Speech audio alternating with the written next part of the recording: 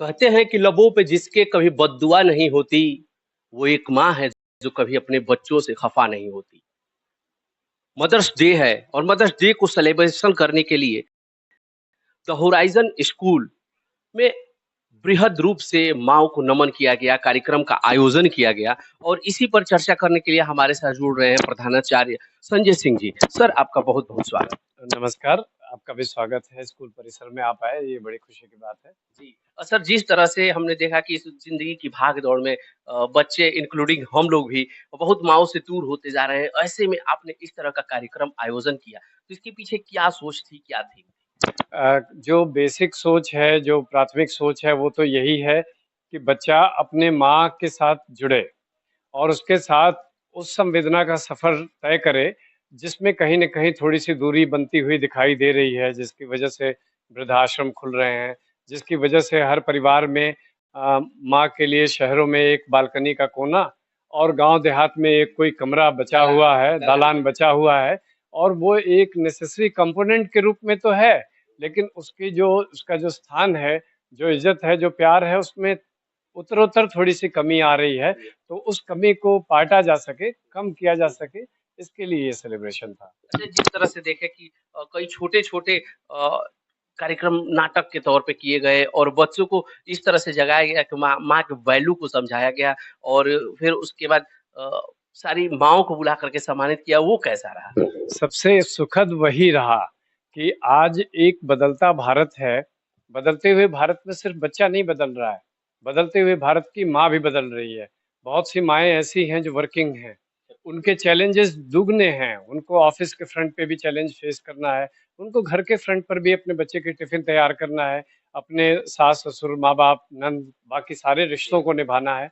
तो ऐसे में हो क्या रहा है कि बदलते परिवेश में हम भारत की माँ को कैसे देखना चाहते हैं? वो निश्चित रूप से वो बहुत ट्रेडिशनल लुक भी नहीं हो सकता, लेकिन जो गैप है, कहीं न कहीं जैसा मैंने कहा कि एक प्यार का एक जो रिश्ता है, एक संवेदना का जो सफ़र है, वो कहीं ना मिस कर जाए, वो कहीं गड़बड़ ना हो, उसके लिए हम लोग ये तैयारी कर रहे हैं और इसी के लिए ये सेलिब्रेशन था। आपने देखा कि कितना बढ़-चढ़ कर के माँओं ने हिस्सा लिया जी। और कितने खुश थे उनके बच्चे कि उनकी माँ भी आज किसी कॉम्पिटिशन का हिस्सा है और सिर्फ हिस्सा ही नहीं है, वो इतना टफ कॉम्पिटिशन था कि हम लोगों को दूसरा और तीसरा राउंड भी उसके लिए कराना पड़ा। जी, जी। जिस तरह से आजकल के दौड़ती भागती ज़िंदगी में हम देख रहे हैं कि माँ और बच्चों के बीच में दूरियाँ बढ़ती जा रही हैं। आखिर और वृद्धा-आश्रम जैसा अभी आपने कहा कि वृद्धा-आश्रम बहुत खुल रहे हैं।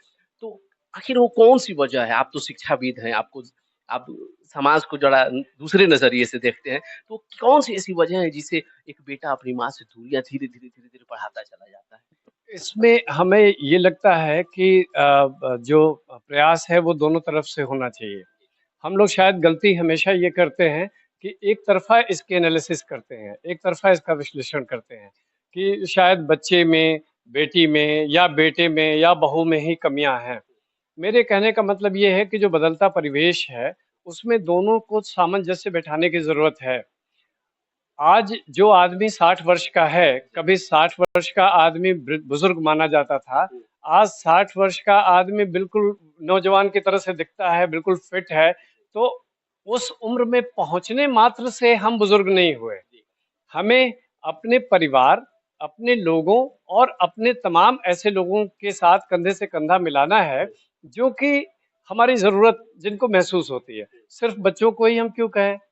हम 60 वर्ष के हो गए, नौकरी से रिटायर हो गए, लेकिन समाज से तो रिटायर नहीं हुए। सामाजिक ज़िम्मेदारियाँ हमारी सामाजिक ज़िम्मेदारियाँ हैं, हमने जो इतने साल 40 साल सीखा, उसको हम फिर ले जाकर के क्या करते हैं? कहीं उसको घर के मोर्चे पर आपस की खींचतान में तो नहीं इन्वेस्ट कर रहे नहीं। हैं।